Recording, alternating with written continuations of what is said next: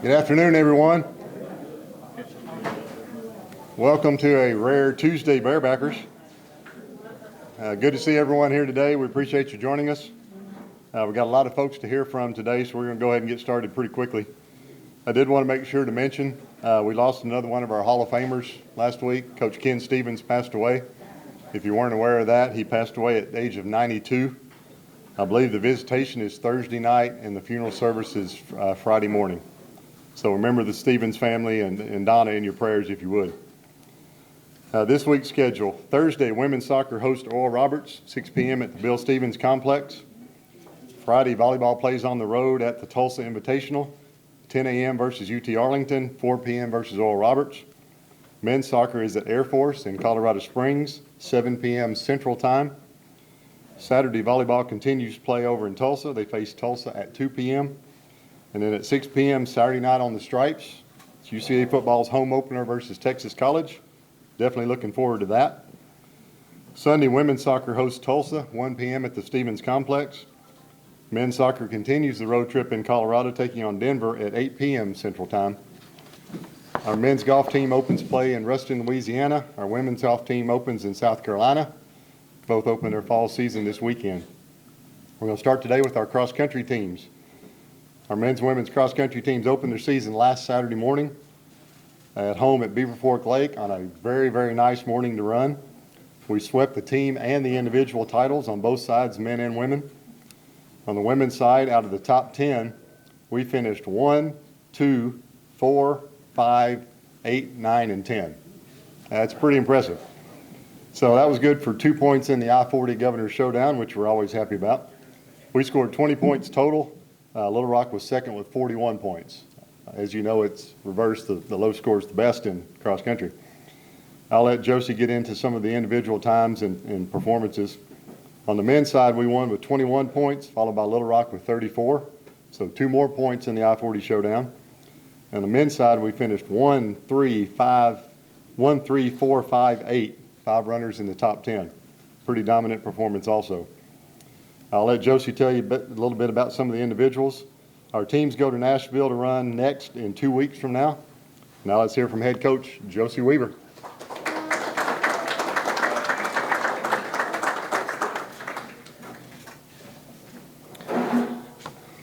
As always, Steve steals some of my info that I was going to throw out there. So, we had a big weekend.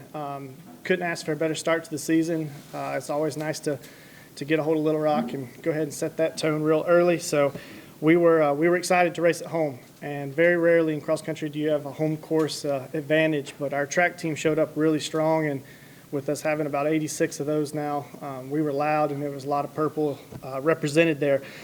On the women's race, we knew we are a lot better on paper, but you still have to show up.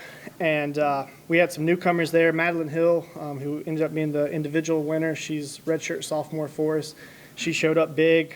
We still had our senior leadership, Sarah, who ran number 1 for us last year, returns. And those 2 girls worked the whole race and kind of broke Little Rock's number 1 runner. And when she broke, it looked like their whole team just followed. And our ladies were able to really swoop up. Lots of new faces. I like to think of our women's team as the young guns. We don't lose a single girl. Sarah won't have cross eligibility, but every girl, all 11, will come back next year. So we're pretty young there. On the men's side, our men were really hungry. A lot of people have talked about who we don't have. For years and years and years, you've heard about the Hessner twins and the twins and the twins. And they were 2 athletes that are going to be very hard to replace. But our guys knew that not a lot of people were talking about who we did have, and they showed up. Newcomer Pete Johnson, number 1. Newcomer Jack Dingman finished 2 for us. Newcomer Gavin Frick finished 3rd for us, and freshman Kai Bickford finished 5th for us. So lots of new faces that they will be seen for a long, long time. Also a really young group. We don't lose any of that top 5 group there. Men's program, we've been talking about reloading, not rebuilding, and that's the message to them. It's really easy to sit back and think that we need to take a year off and get better, but we're looking to reload, and hopefully we can continue that. Next up, we go to Nashville. that's where our conference championship is. It'll be nice to get there and get to run on the conference championship course, see what it looks like, and we actually probably will get to compete against some of the conference teams there as well. So a big weekend for the Bears. Coach Brown, thank you for this. I've got some recruits coming in from Oklahoma next weekend, and they're fired up to see UCA Bear football now that we took on the state of Oklahoma, it looked like, pretty well. So we've got some recruits that are excited to come and see the Bears play this next Saturday. So thanks. Go Bears.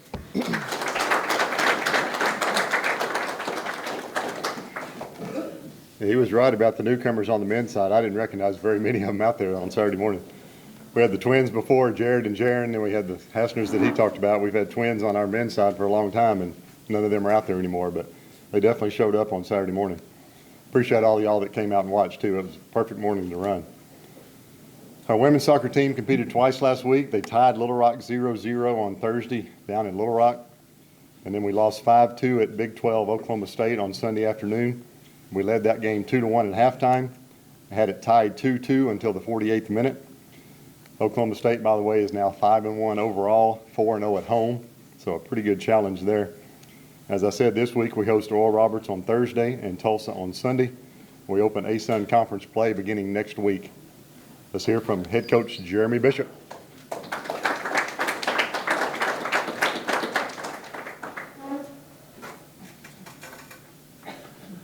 Good to see everybody. Appreciate you guys and the support that you give to our programs across the board. And so we've had a couple home games so far this season, and the crowds have been great. So appreciate you guys and the support that you give to us. Real quick, just about last weekend, especially the trip over to Oklahoma State. I think that was a really great experience for our players. I know that a lot of you have seen their football stadium and some of those things. They have a $20 million soccer stadium as well. It's amazing. I was joking with Chase, I think, before the game to make sure he didn't get any pictures of those 2 blades of grass that were out of place, just to make sure we didn't embarrass them since they were gracious hosts for us. But it was an amazing atmosphere that they had there, great setup, and the girls came out ready to compete. I think they were inspired from Saturday night, and we did. We played well with them, got a lead partway through the first half, and were able to hang on to it into halftime. They put us under a lot of pressure, a little bit bigger, a little bit faster, a little bit stronger, and eventually that won out in the game. But I think that shows the progress that we've been making so far this season, getting better each time out, figuring out how to score a couple of goals against the Big 12 team like that, I think is going to be big for us down the stretch. But like Steve said, we're at home coming up this weekend. Actually, we've got 5 out of the next 6 matches that are here. And so I think that's going to be a big stretch for us. One, to have that many home games, but also to start conference during that stretch. So looking forward to this group continuing to grow. And these last 2 this weekend will be our last 2 before we head into ASUN play. So just looking to continue to build and continue to grow so that once we do hit ASUN play here in a week, we're at our best, which I think is where we're headed. We've progressed nicely so far for the first month of the season. So look forward to seeing you guys out, hopefully this weekend, and then moving forward. So it's Thursday, Sunday, Thursday, Sunday, all at home. So we hopefully get to see you guys out and get ourselves on a roll here. So that's the plan. Go Bears. Thanks a lot.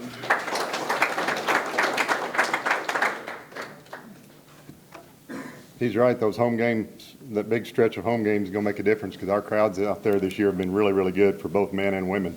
We appreciate y'all turning out. We appreciate our students showing up. Our men's soccer played a pair of nationally ranked teams last week, both on the road, losing to number 19 SMU on Monday, then tying number 7 Florida International 0-0 on Friday down in Miami. To really appreciate that, you have to understand we tied the number 7 team in the country on the road after a long road trip. On top of that, we had a player get a second yellow card, which means a red card, and he's ejected. We played the last 20 minutes a man down and still tied him 0-0 on the road. Soccer's not like other sports. In football, a player gets a targeting penalty, gets ejected, you send somebody else in there to take his place. Baseball, softball, pitcher gets ejected, send another one out there. Soccer's not that way. You end up playing a man down, and we did that against the number 17 team in the nation. Number 17 team in the nation, and tied 0-0. Pretty impressive performance. Yesterday we hosted Memphis. We led for 85 minutes before the Tigers scored twice in the final 4.5 minutes, including the game winner with less than 30 seconds left, and we lost 2-1. This week, instead of the heat and humidity of South Florida, or Central Arkansas for that matter, our guys head to Colorado. Probably a nice change of pace. Play Air Force and Denver over the weekend. Now let's hear from head coach Frank Kohlenstein.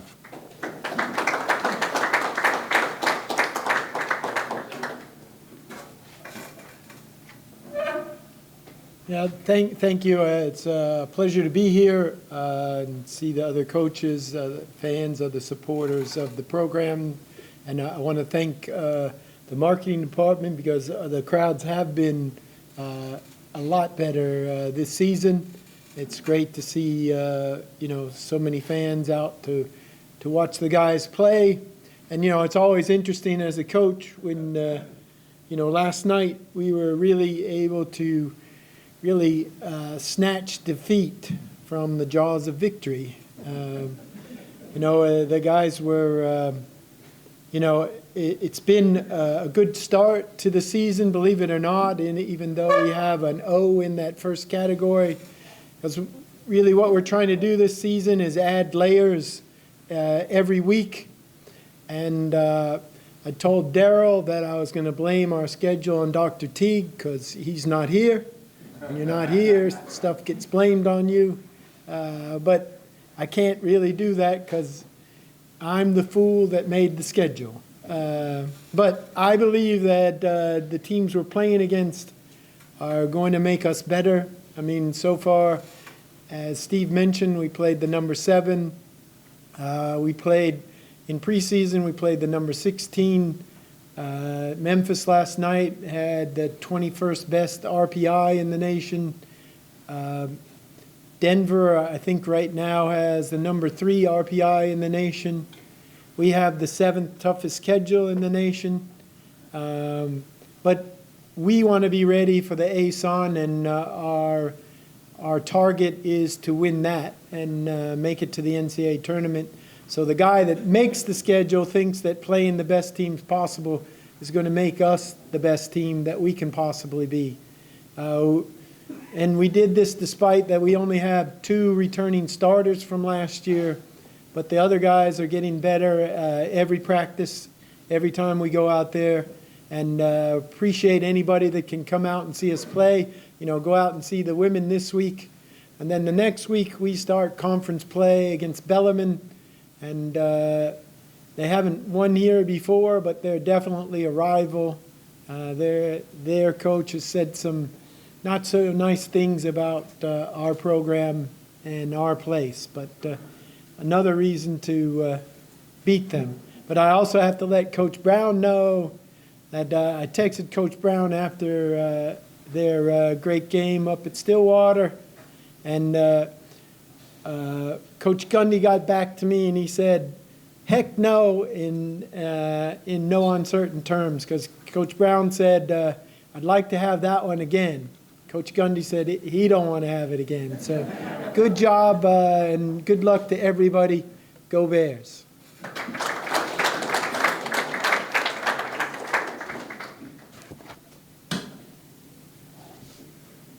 Our volleyball Sugar Bears, who unfortunately are also playing a player down with the loss of Macy Blackburn, picked up an I-40 showdown win on Friday against Little Rock. They won 3-1, then lost to Southeastern Louisiana 3-1 on Saturday and 3-2 to Colorado State on Sunday in the Central Arkansas Invitational at the Print Center. Thanks to all of you who came out because of the great atmosphere all weekend in the Print Center. Great place to play volleyball. This weekend they head to Oklahoma. Seems like everybody else is going to Oklahoma, so why not? For the Tulsa Invitational, 10 a.m., 4 p.m. on Friday, and 2 p.m. on Saturday.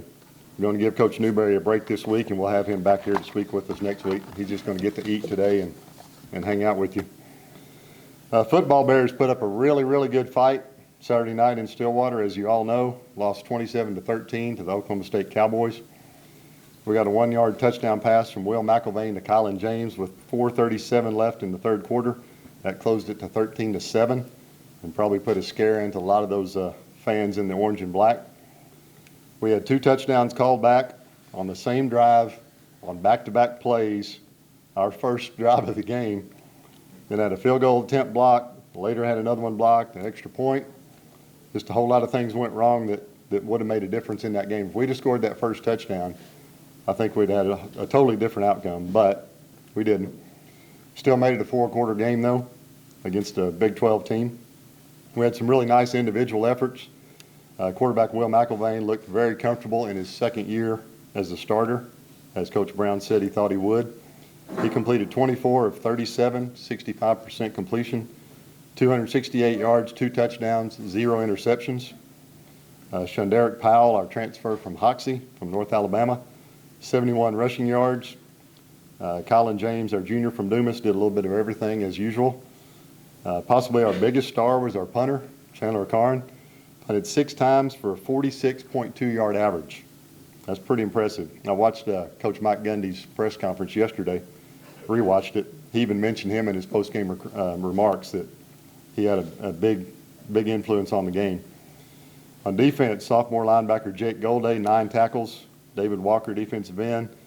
Cornerback Andrew Hayes had 8 each. Linebacker Demetrius Charles intercepted OSU on its first possession of the game, deep in our territory, gave us the ball back, and then we drove down and got 2 touchdowns called back.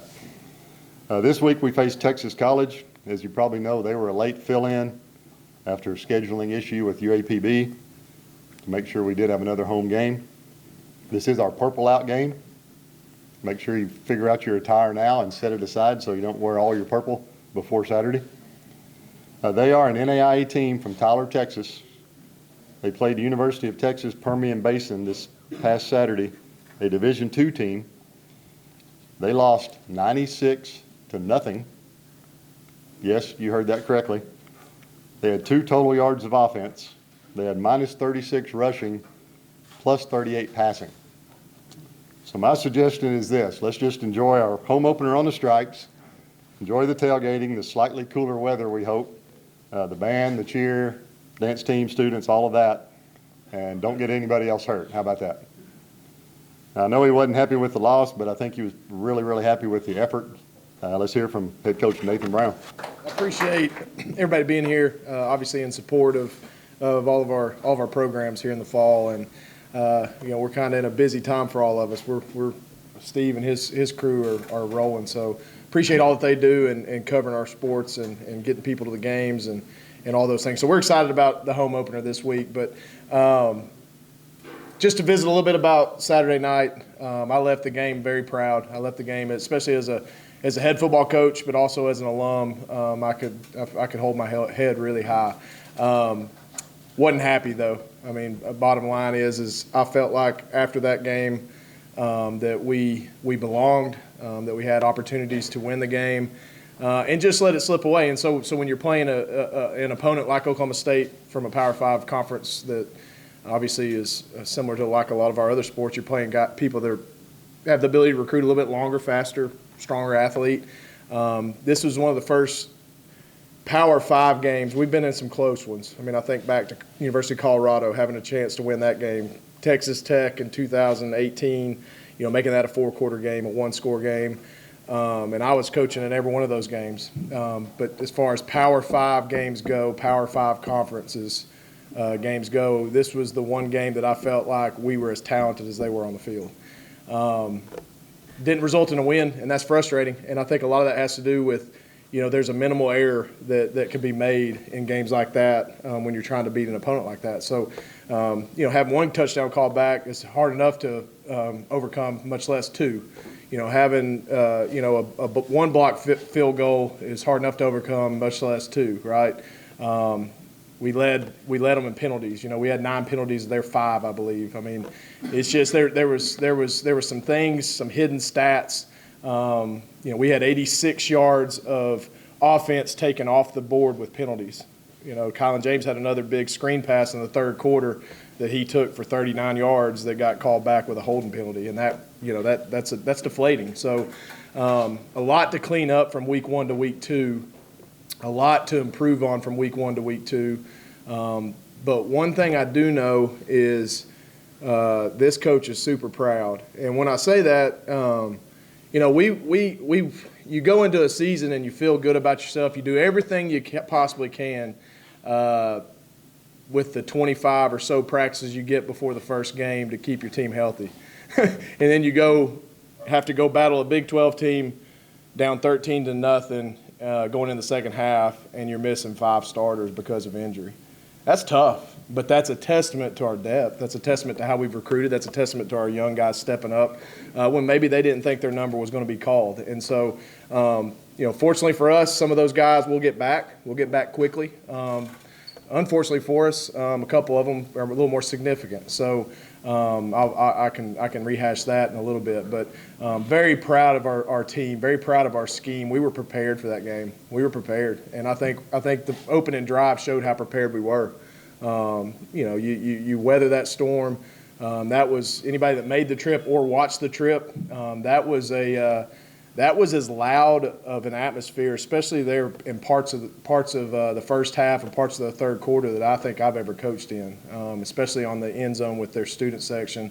And our guys handled it. We had one procedure penalty the whole game. And so what you worry about when you deal with crowd noise and all that, you worry about false starts, you worry about misalignments, you worry about all those things. We only had one of our 9 penalties was a discipline error, and so that's good. We had a couple effort errors, right? You hold a guy, that's an effort penalty. You can deal with that, right? A pass interference call, you can deal with that.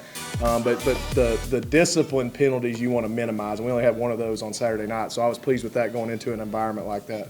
But we belonged, and I think that was what we knew and we thought, and we talked about having a really talented team, a team with a lot of experience, a team with a lot of potential, and what we feel like as a staff, the pedigree to be a really, really good football team.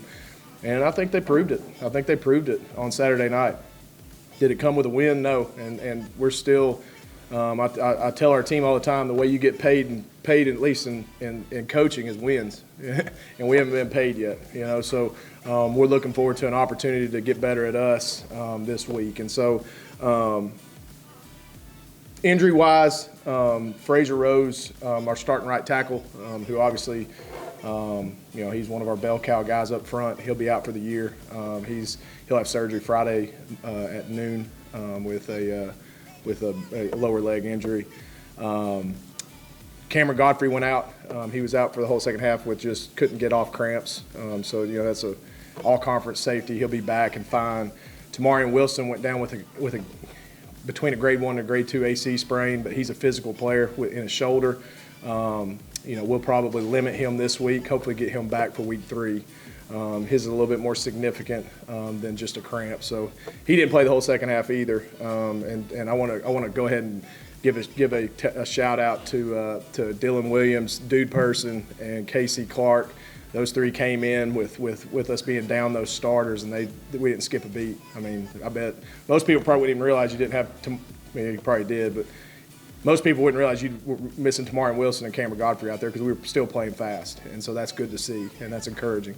Will Diggins, the freshman of the year in the ASUN last year, he went down after the first drive of the game. Actually, the play, the Kylan James screen pass that got called back, he came out that play. Our starting left guard with a strained hamstring. We'll hold him this week. He won't play this week. Hopefully we'll get him back for week 3 as well, kind of like Tamarian. And then Christian Richmond finished the game. He actually dislocated one of his fingers in the game, but he taped it up, kept playing, tough as nails kid.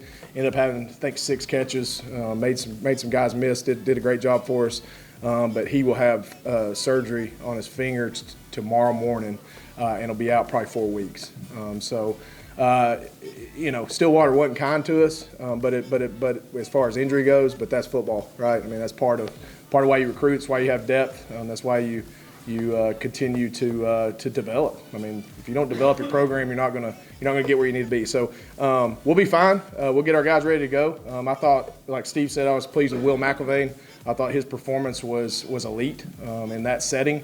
You don't just go out and complete 65% of your passes against a Big 12 team in that environment without being prepared and having some skill and talent. So I'm excited about Will and continue to see him progress. Some individual talent and stuff. I thought all 3 running backs had moments. Shunderick Powell was probably 2 or 3 shoelace. I found this on the web. Excuse me. 2 or 3 shoelace tackles. He ran into our guy twice from being a 180-yard rusher the other night. I mean, he's that close. He's going to be fun to watch. Darius and Kylan look like themselves. We've got to get those guys more touches. We were throwing some RPO stuff, had some called run stuff, but we were throwing it. They were giving us space to throw it outside, so we had a lot of called runs that got thrown, and that's why Will was being sharp. I mean, he completed them, and we made plays. But we've got to continue to get those guys the ball. Gerard Barnes stuck out at receiver, and they were battling, because we knew we had to drop because they were a pass team. We knew we had to drop, put guys in coverage, but those 3 guys, they still got pressure on them. I mean, how many times do you see the quarterback have to roll out, coverage was good, and he have to throw the ball away? I'll tell you how many times, 6 times. 6 times. It's pretty impressive. And so that's encouraging, and that's something we look forward to. Steve also mentioned Chandler. I mean, the field position's huge in games like that. Chandler did a great job of that. Our kickoff team was phenomenal. We put them inside. We kicked off 3 times, put them inside the 20 all 3 times. Just so elite to see that. So a lot of positives and a lot of things to clean up. Football teams make their greatest improvement, in my opinion, from week 1 to week 2. We're going to focus on ourselves this week. Let's get better at us. We're going to do a lot of good versus good stuff. We're going to let some of those guys heal up, hopefully, and be ready either for this Saturday or hopefully the coming next Saturday. But look, we're looking forward to a home game. Get a chance to show our guys on the field. You can look at the opponent we're playing and kind of stick your nose at them or up at them or whatever you want to do. But I don't come from that. I'm not cut like that. I'm gonna make sure that we're prepared. I'm gonna make sure that we worry about ourselves. And I'm also going to promise you this: I'm not going to embarrass an opponent on Saturday. It's not going to happen. That's not my DNA or pedigree. Their coach, I've had a lot of discussions with him. He's bringing up a team. I think they had about 20 players out on Saturday because of eligibility issues, certain things that they didn't get done compliance-wise. I think they're hoping to get some of those guys back, so they could have a little bit, I'd say, a more improved roster come Saturday. But looking forward to us accommodating them in a positive way, giving them a great experience, because this game for them is like our game for Oklahoma State. This is a big deal for them. They get a chance to come, and they don't have what we have, right? Just like we don't have what Oklahoma State has. It's all kind of the natural pecking order. So I want to make sure that we treat them like Oklahoma State treated us, which I think Jeremy even said soccer-wise. I mean, they were phenomenal. I mean, very accommodating on our end. They had people extra helping us pick bags up, do different things. So they know how to do it at Oklahoma State. It's pretty cool. But yeah, we're looking forward to it, guys. We got a good team, and I'm excited about it. And I think Saturday validated that. Proud, but not happy, and I'm still not happy. To be 100% honest, I wish we could play them again. But I've got practice this afternoon, and that'll cure some woes for me. Looking forward to it. Any questions in particular? Great. Oh, yep. Coach, I was a little surprised to see Coach turn in a 3-man front as much as he was. We look for that this year. Yeah, and some of that strategic game planning. They weren't a big 11 personnel team. They didn't play with a tight end a lot. They were a 10 personnel team. Some 2-back stuff, and we felt like we had to. Look.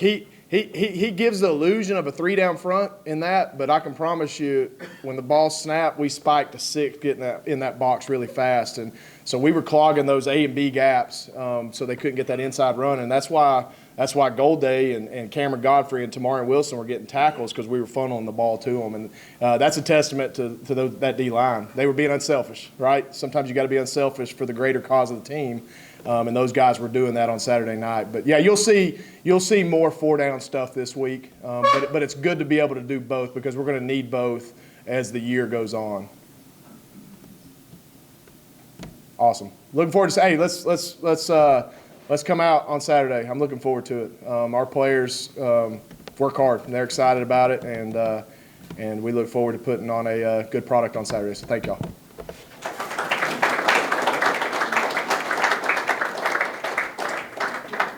I'll reiterate what Nate said about Oklahoma State. It's my favorite place that we go. And we've been to Duke, we've been to Kansas, we've been to Oregon, UCLA. We're treated better at Oklahoma State than we are anywhere we go. And we've been in both basketballs, we've been in baseball, softball, Bleav's gone, football twice now. I mean, they're just good people over there. I don't know if they specialize in that or not, and I don't know fan-wise if y'all agree, but as far as all of us, tennis, same way? I mean, they do it right over there, so we need to keep them on all our schedules if we can. So hope y'all that did it, fans that did go, hope y'all enjoyed the crowd also, and they were nice to y'all as well. I did want to mention one thing. We've got 3 Hall of Fame quarterbacks in this room with us today. We already know one. One got up here and talked just now. Coach Tyner's always here. We know 2. If you don't know the third one, you've probably heard the name over the years, Randy Huffstickler, right there.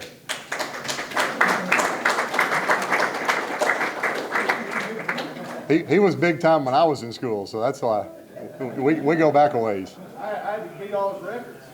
Exactly. He set the bar high. He did. He set it really high. Great to have Randy with us today. He's moved back here now, so we're glad to have him around some more. Anyway, Dr. Teague's in a meeting today, so if anyone doesn't have anything else, we're good to go. Let's go. Thanks.